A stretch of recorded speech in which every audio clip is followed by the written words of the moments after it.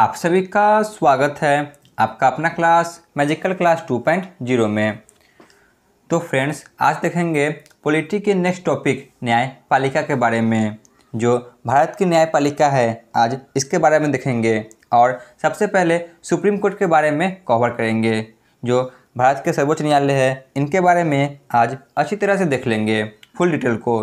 तो पहले आप इन सभी थ्योरी को अच्छी तरह से कवर करें और लास्ट में चलकर प्रीवियस ईयर क्वेश्चन को भी अटेम्प्ट करें। इससे पहले पॉलिटी के जितने भी टॉपिक थे टॉपिक नंबर 23 तक वो सभी कवर कराया जा चुका है। यदि आपने नहीं देखा तो जाकर प्लेलिस्ट में देख सकते हैं। प्लेलिस्ट आपको डिस्क्रिप्शन में मिल जाएगा और इन सभी का PDF भी आपको टेलीग्राम पर मिल जाएगा। आज पढ़ेंगे पॉलिटी के 24 टॉपिक सुप्रीम कोर्ट के बारे में। जो भारत के सर्वोच्च न्यायालय है आज इनके बारे में देख लेंगे। सर्वोच्च न्यायालय के गठन, शक्ति और जितने भी अनुच्छेद है और उन सभी अनुच्छेद में किन किन बातों की चर्चा की गई है उन सभी को आज कवर कर लेंगे। तो चलिए क्लास की शुरुआत करते हैं। भारत की न्यायपालिका। भारत में न्यायिक व्यवस्था एक हरी और एकीकृत है। जो हमारा भारत है तो इसमें न्यायिक व्यवस्था एक हरी और एकीकृत है। सबसे ऊपर सर्वोच्च न्यायालय आते हैं जिसे सुप्रीम कोर्ट के नाम से भी जाना आता है। उससे नीचे उच्च न्यायालय जिसे हाई कोर्ट के नाम से जाना आता है। उससे नीचे जिला न्यायालय जिसे डिस्ट्रिक्ट कोर्ट के नाम से जाना आता है और सबसे नीचे आती है अधीनस्थ न्यायालय जिसे सब ऑर्डिनेट कोर्ट के नाम से जाना आता है। ठीक है ना। जो भारत है तो यहाँ एकीकृत न्यायपालिका है। सबसे नीचे अधीनस्थ न्यायालय, उससे ऊपर जिला न्यायालय, फिर उससे ऊपर उच्च न्यायालय, फिर सबसे ऊपर सर्वोच्च न्यायालय। तो किसी भी मामले के लिए हम सीधे सर्वोच्च न्यायालय नहीं जा सकते। सबसे पहले हमें अधीनस्थ न्यायालय, फिर जिला न्यायालय, फिर उच्च न्यायालय, तब जाकर सर्वोच्च न्यायालय जाना होता है। परंतु जो हमारे मौलिक अधिकार है यदि इनका हनन होता है तो हम डायरेक्ट सर्वोच्च न्यायालय जा सकते हैं। मौलिक अधिकार के बारे में हम सभी ने पढ़ लिया है। यदि आपने नहीं देखा तो जाकर प्लेलिस्ट में देख सकते हैं। तो भारत में जो न्यायिक व्यवस्था है यह एकीकृत है और एक हरी है। सबसे ऊपर सर्वोच्च न्यायालय, उससे नीचे उच्च न्यायालय, उससे नीचे जिला न्यायालय और सबसे नीचे अधीनस्थ न्यायालय होते हैं। भारत का सुप्रीम कोर्ट सर्वोच्च न्यायालय ऑफ इंडिया। संविधान के भाग 5 और अनुच्छेद 124 से लेकर अनुच्छेद 147 तक सर्वोच्च न्यायालय के संगठन, अधिकार क्षेत्र और शक्तियाँ का वर्णन है। जो भारत का सर्वोच्च न्यायालय है तो इसका वर्णन भाग 5 में है और अनुच्छेद 124 से लेकर अनुच्छेद 147 तक वर्णित है। इसमें सर्वोच्च न्यायालय के गठन, अधिकार क्षेत्र और शक्तियाँ के बारे में बताया गया है। तो चलिए इन सभी के बारे में पढ़ना शुरू करते हैं। सबसे पहले है अनुच्छेद 124। सबसे महत्वपूर्ण अनुच्छेद है। इसमें सर्वोच्च न्यायालय के गठन संबंधी प्रावधान है। जो सर्वोच्च न्यायालय के न्यायाधीशों की नियुक्ति और इन्हें हटाने की प्रक्रिया और इनकी योग्यता, इन सभी का वर्णन अनुच्छेद 124 में ही है। तो अनुच्छेद 124 में सर्वोच्च न्यायालय के गठन संबंधी प्रावधान है। चलिए देखते हैं। इस अनुच्छेद के तहत कहा गया है कि एक सर्वोच्च न्यायालय होगा। जो अनुच्छेद 124 है तो इसमें कहा गया है कि एक भारत में सर्वोच्च न्यायालय होगा। वर्तमान में जो सर्वोच्च न्यायालय है यह दिल्ली में स्थित है। सर्वोच्च न्यायालय में एक मुख्य न्यायाधीश तथा 7 से अधिक अन्य न्यायाधीश नहीं हो सकते हैं। जो सर्वोच्च न्यायालय है तो इसमें कहा गया है कि एक मुख्य न्यायाधीश हो सकते हैं और अधिक से अधिक 7 अन्य न्यायाधीश हो सकते हैं। 7 से अन्य न्यायाधीश नहीं हो सकते हैं। तो कुल मिलाकर 8 न्यायाधीश हो सकते थे। परंतु संसद को कानून द्वारा न्यायाधीशों की संख्या बढ़ाने का अधिकार प्राप्त है। जो संसद है तो इन्हें कानून बनाकर इन्हें न्यायाधीशों की संख्या बढ़ाने का अधिकार प्राप्त है।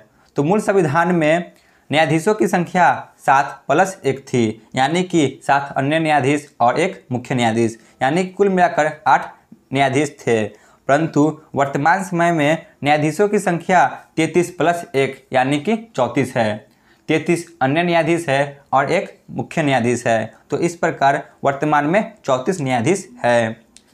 वर्तमान में भारत के 51वें मुख्य न्यायाधीश जो कि संजीव खन्ना बने हुए हैं।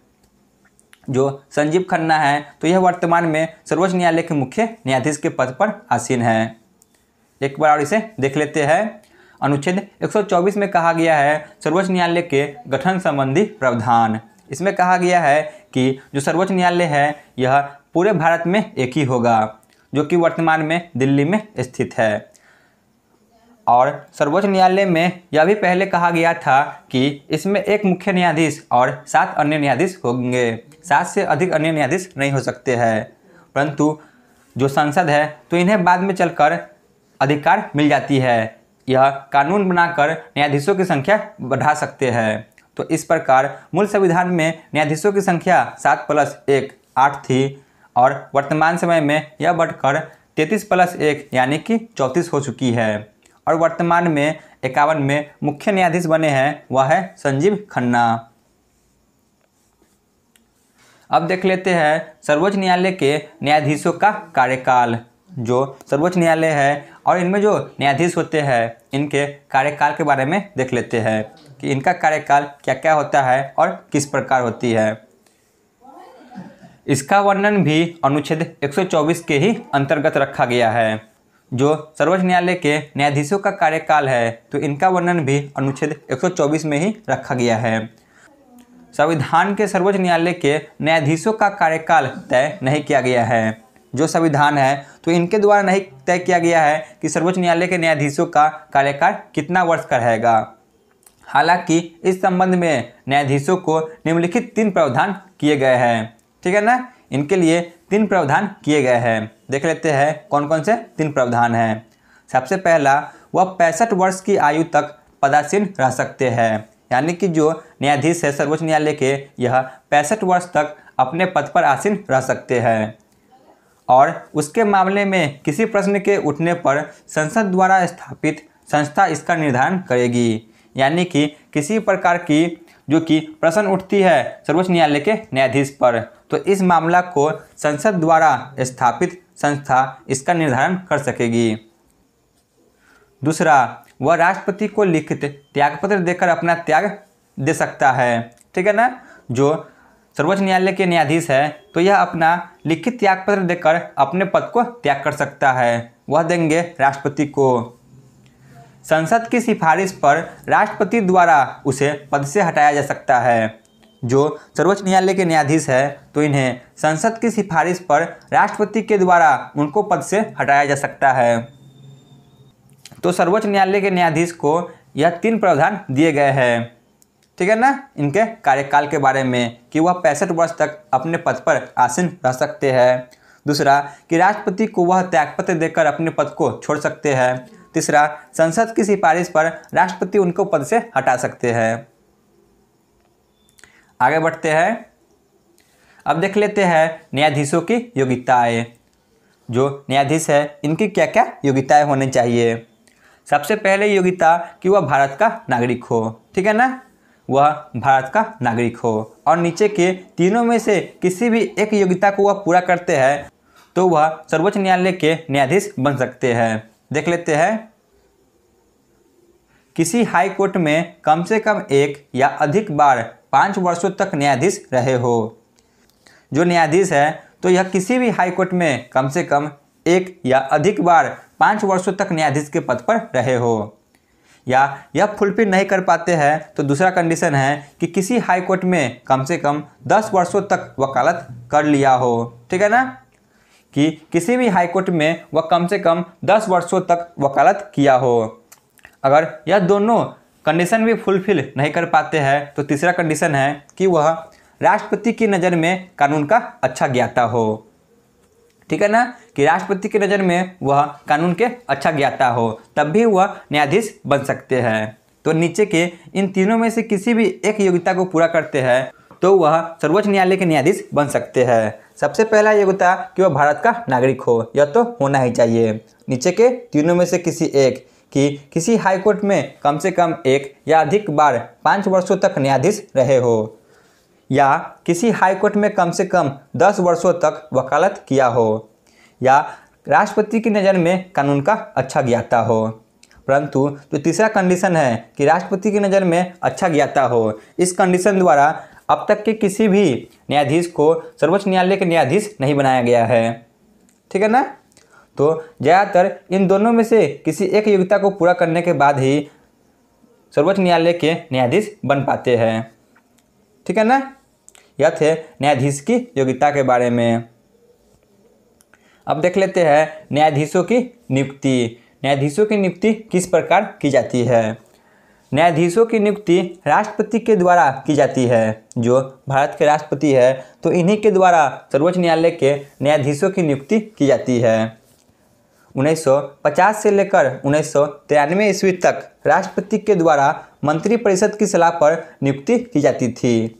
जो सर्वोच्च न्यायालय के न्यायाधीशों की नियुक्ति है तो यह 1950 से लेकर 1993 ईस्वी तक राष्ट्रपति के द्वारा मंत्रिपरिषद की सलाह पर नियुक्ति की जाती थी, परंतु 1993 से वर्तमान तक राष्ट्रपति के द्वारा कोलेजियम की सलाह पर न्यायाधीशों की नियुक्ति की जा रही है।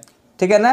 पहले इनकी नियुक्ति राष्ट्रपति के द्वारा ही होता था, जो कि मंत्रिपरिषद के सलाह पर होता था, परंतु 1993 से लेकर अब तक यह राष्ट्रपति के द्वारा ही होता है, लेकिन कोलेजियम की सलाह पर होता है। तो कोलेजियम कहते किसे हैं, इनके बारे में देख लेते हैं। कोलेजियम एक प्रकार की कमेटी है जो न्यायाधीशों के नाम का सजेशन देते हैं। जो कोलेजियम है तो यह एक प्रकार की कमेटी है जो न्यायाधीशों के नाम की सजेशन करते हैं। देख लेते हैं कोलेजियम में कौन कौन आते हैं। तो कोलेजियम में जो सर्वोच्च न्यायालय है इसके मुख्य न्यायाधीश और उसी में से 4 अन्य न्यायाधीश आते हैं। तो कुल मिलाकर 5 इसमें सदस्य होते हैं जिन्हें कोलेजियम कहा आता है। तो इन्हीं के द्वारा सर्वोच्च न्यायालय के न्यायाधीशों की नियुक्ति की जाती है। ठीक है ना। अब देख लेते हैं सर्वोच्च न्यायालय के मुख्य न्यायाधीश की नियुक्ति, यानी कि चीफ जस्टिस ऑफ इंडिया की नियुक्ति। मुख्य न्यायाधीश की नियुक्ति का उल्लेख भी संविधान में नहीं है। जो सर्वोच्च न्यायालय के मुख्य न्यायाधीश है तो इनकी नियुक्ति का उल्लेख संविधान में नहीं किया गया है। राष्ट्रपति के द्वारा सुप्रीम कोर्ट के सबसे वरिष्ठ न्यायाधीश को मुख्य न्यायाधीश के रूप में नियुक्त किया जाता है। ठीक है ना। जो कि परंपरा चला आ रहा है कि राष्ट्रपति के द्वारा जो सुप्रीम कोर्ट के सबसे वरिष्ठ न्यायाधीश है इन्हीं को मुख्य न्यायाधीश के रूप में चुना आता है। सबसे लंबे समय तक मुख्य न्यायाधीश कौन रहे थे तो वह थे वाई.भी. चंद्रचूड़, जो कि 2696 दिन तक मुख्य न्यायाधीश के पद पर बने रहे थे। और सबसे कम समय तक मुख्य न्यायाधीश के पद पर कमल नारायण सिंह थे, जो कि मात्र 17 दिन तक मुख्य न्यायाधीश के पद पर बने रहे थे। आगे बढ़ते हैं। अब देख लेते हैं न्यायाधीशों को हटाने की प्रक्रिया। जो सर्वोच्च न्यायालय है तो इनमें जो न्यायाधीश होते हैं इनको हटाने की प्रक्रिया को देख लेते हैं कि किस प्रकार इन सभी न्यायाधीशों को हटाया जा सकता है। कदाचार यानी कि मिसबिहेवियर, यानी कि जब वह संविधान का उल्लंघन करने लगे। और अक्षमता इनकैपेबिलिटी, यानी कि जब वह अपने पद को संभालने के सक्षम न रह पाए तो इस आरोप में उन्हें पद से हटाने के लिए प्रस्ताव लाया जा सकता है। ठीक है ना। मिसबिहेवियर और इनकैपेबिलिटी के आरोप में उनके पद से हटाने के लिए प्रस्ताव लाया जा सकता है। प्रस्ताव संसद के किसी भी सदन में लाया जा सकता है। जो यह प्रस्ताव है यह संसद के किसी भी सदन में लाया जा सकता है। प्रस्ताव लोकसभा में लाए जाने पर कम से कम 100 सदस्य का समर्थन होना चाहिए और राज्यसभा में लाए जाने पर कम से कम 50 सदस्यों का समर्थन होना चाहिए। यह प्रस्ताव लाया जा रहा है तो लोकसभा में कम से कम 100 सदस्यों का समर्थन होना चाहिए कि हम इस न्यायाधीश को पद से हटाना चाहते हैं। यदि यह राज्यसभा में पारित होती है तो कम से कम 50 सदस्यों का समर्थन होना चाहिए, तब यह लोकसभा में जा सकेगी, चाहे यह राज्यसभा में जा सकेगी। तो इसके बाद संबंधित सदन के अध्यक्ष द्वारा आरोपों की जांच करवाई जाती है। ठीक है ना। मान के चलिए यह लोकसभा में चली जाती है या फिर राज्यसभा में चली जाती है, तो इसके बाद जो संबंधित सदन है तो इनके अध्यक्ष के द्वारा आरोपों की जांच कराई जाती है कि जो इन पर आरोप लगा है यह सही है या गलत है। फिर संसद में चर्चा होती है और चर्चा होने के कम से कम 14 दिन पहले संबंधित न्यायाधीश को सूचित करना आवश्यक है कि जिन पर प्रस्ताव लाया जा रहा है उनको कम से कम 14 दिन पहले ही सूचित किया जाता है कि आप पर यह प्रस्ताव लाया जा रहा है। दोनों सदनों से यदि 2/3 बहुमत से पास हो गया तब राष्ट्रपति के हस्ताक्षर करने के बाद न्यायाधीश को हटाया जा सकता है। जो संसद के दोनों सदन हैं, लोकसभा और राज्यसभा, तो इन दोनों सदनों से 2/3 बहुमत से पास होना चाहिए और फिर राष्ट्रपति इस पर हस्ताक्षर कर दे, तब जाकर किसी भी न्यायाधीश को हटाया जा सकता है। तो यह जो प्रक्रिया है यह लगभग महाभियोग के प्रक्रिया के ही जैसा है, परंतु संविधान में न्यायाधीश को हटाने के लिए महाभियोग शब्द का प्रयोग नहीं किया गया है। नोट को ध्यान में रखें, अभी तक सर्वोच्च न्यायालय के किसी भी न्यायाधीश पर महाभियोग लगाकर हटाया नहीं गया है, ठीक है ना। यानी कि इस प्रक्रिया के द्वारा अभी तक किसी भी न्यायाधीश को हटाया नहीं गया है। तो यहाँ पे देख लिए कि किस प्रकार न्यायाधीश को हटाया जा सकता है। भी रामास्वामी देख लेते हैं इनके बारे में। सुप्रीम कोर्ट के एकमात्र न्यायाधीश है जिन्हें हटाने के लिए लोकसभा में प्रस्ताव लाया गया था, मगर प्रस्ताव पारित नहीं हो पाया। जो भी रामास्वामी है तो यह सुप्रीम कोर्ट के एकमात्र न्यायाधीश है जिन्हें हटाने के लिए लोकसभा में प्रस्ताव लाया गया था, परंतु यह प्रस्ताव पारित ही नहीं हो पाया। और एक दीपक मिश्रा है तो यह सुप्रीम कोर्ट के एकमात्र न्यायाधीश है जिन्हें हटाने के लिए प्रस्ताव जो कि राज्यसभा में लाया गया था, ठीक है ना। इनको हटाने के लिए प्रस्ताव राज्यसभा में लाया गया था, परंतु जो राज्यसभा के सभापति थे इन्होंने इस प्रस्ताव को खारिज कर दिया। तो इस प्रकार अब तक के किसी भी न्यायाधीश को महाभियोग के प्रक्रिया के द्वारा हटाया नहीं गया है। इनके द्वारा प्रस्ताव तो लाया गया था परंतु हटाया किसी को नहीं गया है। भी रामास्वामी जो कि एकमात्र न्यायाधीश है जिन्हें लोकसभा में प्रस्ताव लाया गया था, और दीपक मिश्रा जो कि एकमात्र न्यायाधीश है जिन्हें हटाने के लिए प्रस्ताव राज्यसभा में लाया गया था, परंतु यह भी पारित नहीं हो पाया।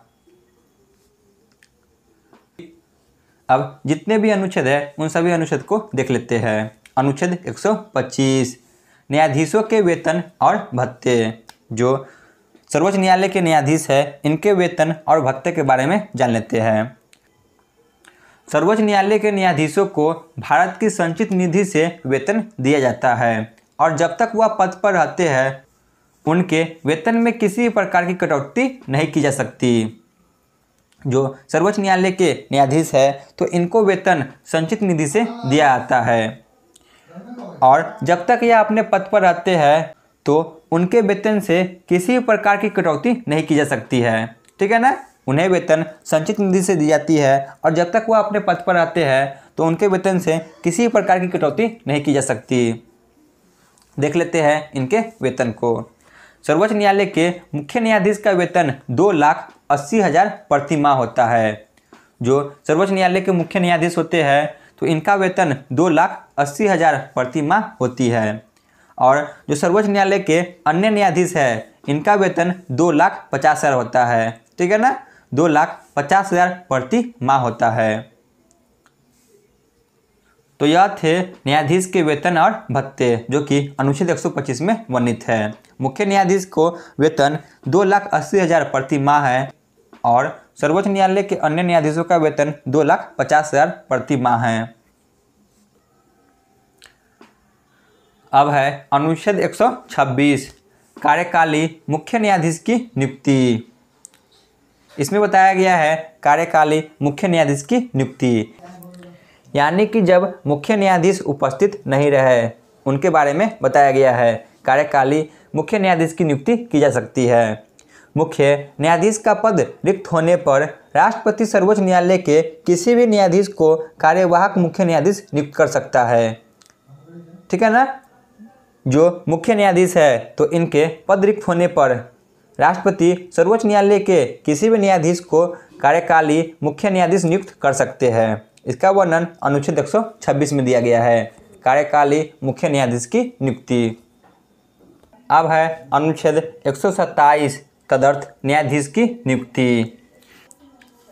सर्वोच्च न्यायालय के न्यायाधीश की पद रिक्त होने की स्थिति में भारत का मुख्य न्यायाधीश एक अस्थायी अवधि के लिए सर्वोच्च न्यायालय के सदस्य न्यायाधीश के रूप में किसी उच्च न्यायालय के न्यायाधीश की नियुक्ति कर सकता है। तो अनुच्छेद 127 में यही कहा गया है कि जो सर्वोच्च न्यायालय के न्यायाधीश है यदि इनके पद की रिक्ति हो जाए, ठीक है ना, यानी कि जो इनका पद है इनमें किसी प्रकार की कमी हो जाए तो जो सर्वोच्च न्यायालय है तो यह किसी भी उच्च न्यायालय में से किसी भी न्यायाधीश को अस्थायी अवधि के लिए न्यायाधीश नियुक्त कर सकते हैं।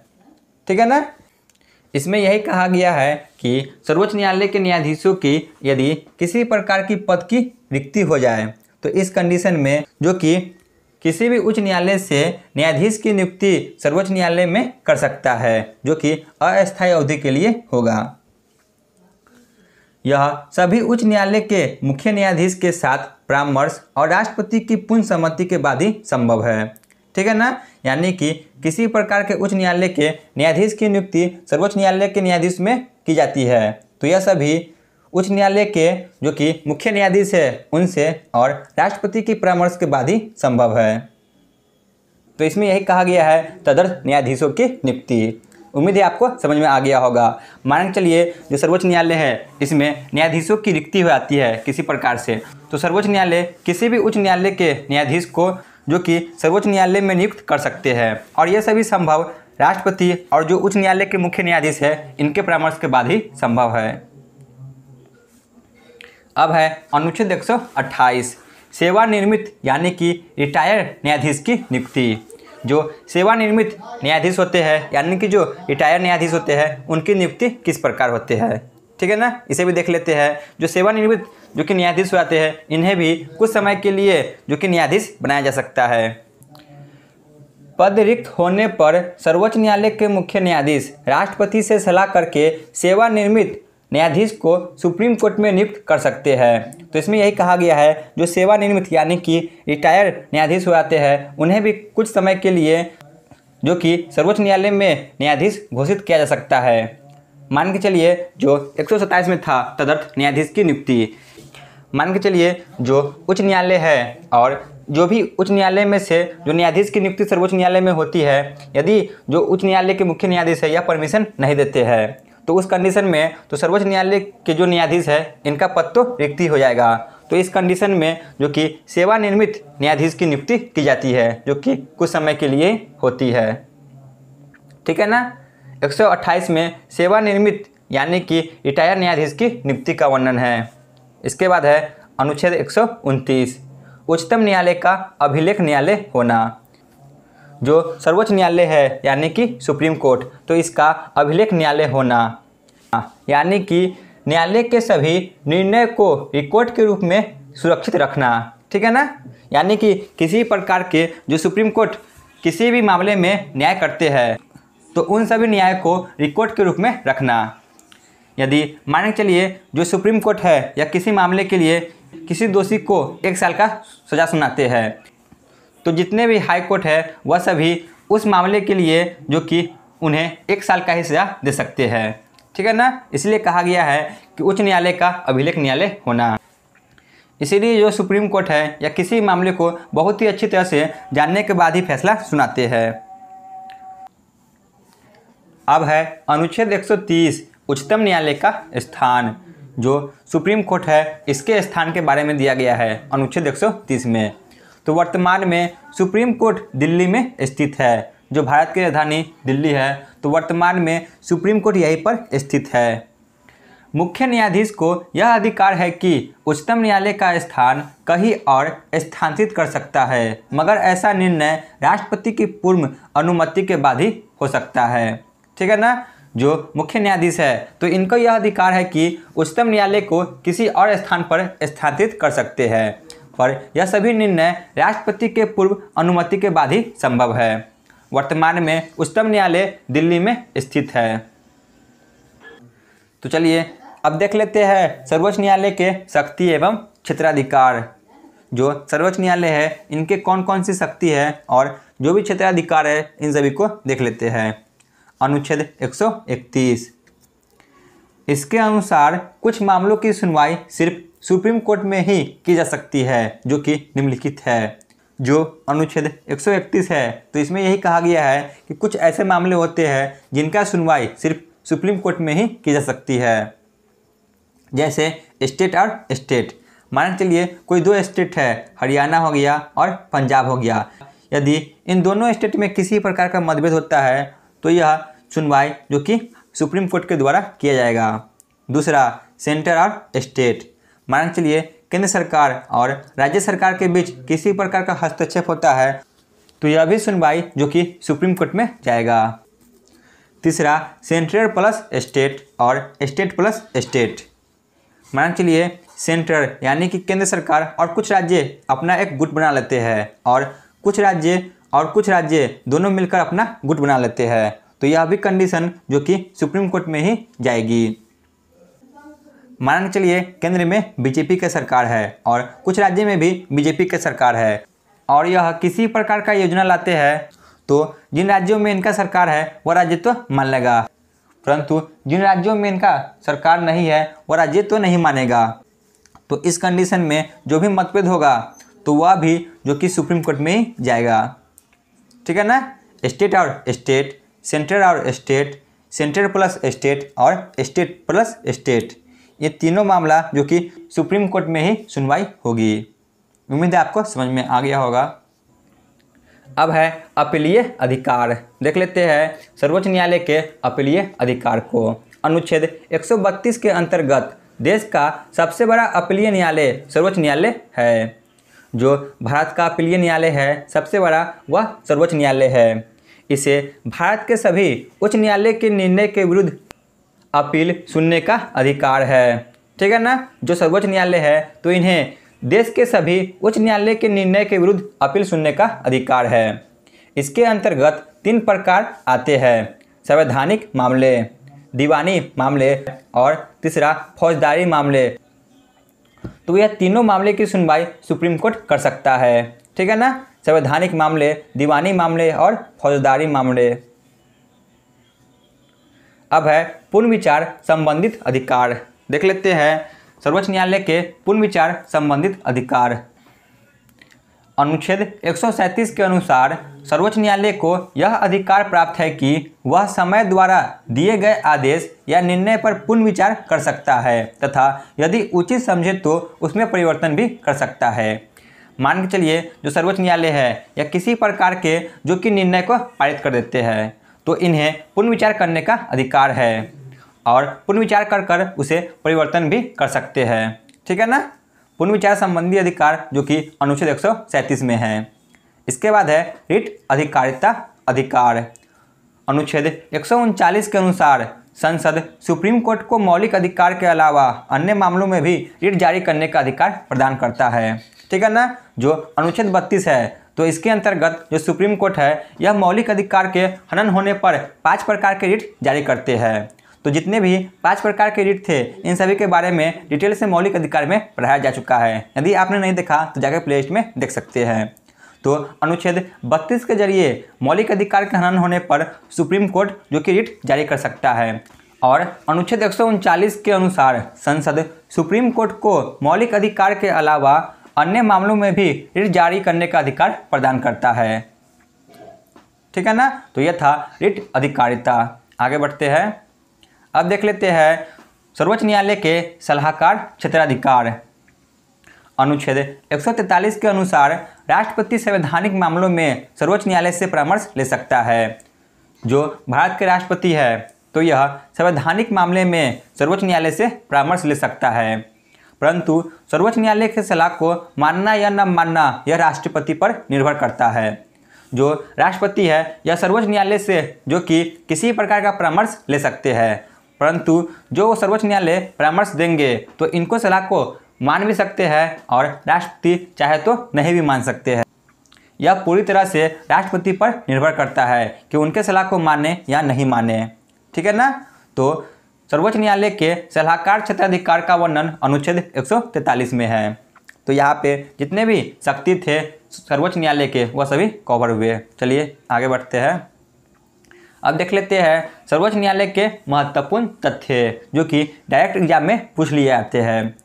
मुख्य न्यायाधीश जो राष्ट्रपति के रूप में भी काम किए, बताइए वह कौन मुख्य न्यायाधीश है जो राष्ट्रपति के रूप में भी काम किए थे? तो वह थे मोहम्मद हिदायतुल्ला। दूसरा है सुप्रीम कोर्ट की सबसे पहली महिला न्यायाधीश कौन थी? तो वह थी फातिमा बेबी। भी रामास्वामी सुप्रीम कोर्ट के एकमात्र न्यायाधीश है जिन्हें हटाने के लिए लोकसभा में प्रस्ताव लाया गया था, परंतु यह प्रस्ताव पारित ही नहीं हो पाया। ठीक है ना। जो वी रामास्वामी हैं यह सुप्रीम कोर्ट के एकमात्र न्यायाधीश है जिन्हें हटाने के लिए लोकसभा में प्रस्ताव लाया गया था, परंतु प्रस्ताव पारित ही नहीं हो पाया। दीपक मिश्रा सर्वोच्च न्यायालय के एकमात्र न्यायाधीश हैं जिन्हें हटाने के लिए प्रस्ताव राज्यसभा में लाया गया था, परंतु इसे सभापति ने ही खारिज कर दिया। और वर्तमान में 51वें मुख्य न्यायाधीश भारत के संजीव खन्ना बने हुए हैं। ठीक है ना। वर्तमान में भारत के मुख्य न्यायाधीश जो कि संजीव खन्ना है। तो यह थे कुछ महत्वपूर्ण तथ्य जो कि एग्जाम में डायरेक्ट पूछ लिए जाते हैं। तो यहाँ पे हमारा थ्योरी क्लास समाप्त होती है। चलिए चलते हैं प्रीवियस ईयर क्वेश्चन पे। पहला प्रश्न है, भारत की सबसे उच्चतम न्यायालय कौन सा है? भारत का सबसे उच्चतम न्यायालय ऑप्शन ए सर्वोच्च न्यायालय है, यानी कि सुप्रीम कोर्ट। क्वेश्चन नंबर 2, सर्वोच्च न्यायालय के गठन का वर्णन किस अनुच्छेद में है? तो ऑप्शन बी अनुच्छेद 124 में है। क्वेश्चन नंबर 3, वर्तमान समय में सर्वोच्च न्यायालय के न्यायाधीशों की संख्या कितनी है? तो ऑप्शन सी 34, 33 प्लस 1। ठीक है ना। 33 अन्य न्यायाधीश और एक प्रमुख न्यायाधीश। क्वेश्चन नंबर 4, सर्वोच्च न्यायालय के न्यायाधीश कितने वर्ष तक पद पर आसीन रहते हैं? तो ऑप्शन डी 65 वर्ष तक। क्वेश्चन नंबर 5, सर्वोच्च न्यायालय के न्यायाधीश पद और गोपनीयता का शपथ किनके समक्ष लेते हैं? तो ऑप्शन बी राष्ट्रपति के समक्ष। क्वेश्चन नंबर 6, सर्वोच्च न्यायालय की न्यायाधीशों की नियुक्ति किनके सलाह पर की जाती है? तो ऑप्शन बी कॉलेजियम की सलाह पर की जाती है। क्वेश्चन नंबर 7, सर्वोच्च न्यायालय के न्यायाधीशों को पद से हटाने के प्रस्ताव के लिए राज्यसभा में कम से कम कितने सदस्यों का समर्थन होना अनिवार्य है? तो राज्यसभा में 50 सदस्यों का समर्थन होना अनिवार्य है, वही लोकसभा में यह 100 होना अनिवार्य है। यहाँ पे राज्यसभा पूछा गया है तो 50, ऑप्शन बी। क्वेश्चन नंबर 8, सर्वोच्च न्यायालय के एकमात्र न्यायाधीश जिन्हें हटाने के लिए लोकसभा में प्रस्ताव लाया गया था, तो वह थे ऑप्शन ए वी रामास्वामी, परंतु प्रस्ताव पारित नहीं हो पाया। क्वेश्चन नंबर 9, सर्वोच्च न्यायालय के मुख्य न्यायाधीशों का वेतन प्रति माह कितना होता है? मुख्य न्यायाधीशों का वेतन जो कि 2,80,000 होता है, वही अन्य न्यायाधीशों का वेतन 2,50,000 होता है। क्वेश्चन नंबर 10, कार्यवाहक मुख्य न्यायाधीश की नियुक्ति कौन करता है? तो इनकी नियुक्ति भी राष्ट्रपति के द्वारा किया जाता है। क्वेश्चन नंबर 11, सेवानिवृत्त यानी कि रिटायर न्यायाधीश की नियुक्ति का वर्णन किस अनुच्छेद में है? तो ऑप्शन ए अनुच्छेद 128 में वर्णित है। क्वेश्चन नंबर 12, उच्चतम न्यायालय का अभिलेख न्यायालय होना, इसका वर्णन किस अनुच्छेद में है? यानी कि उच्चतम न्यायालय के निर्णय को रिकॉर्ड के रूप में सुरक्षित रखना, इसका वर्णन अनुच्छेद 130 में है, ऑप्शन सी। क्वेश्चन नंबर 13 पे आते हैं, सर्वोच्च न्यायालय के सलाहकार क्षेत्राधिकार का वर्णन किस अनुच्छेद में है? तो इसका वर्णन अनुच्छेद 143 में है। ठीक है ना। राष्ट्रपति सर्वोच्च न्यायालय से सलाह ले सकते हैं।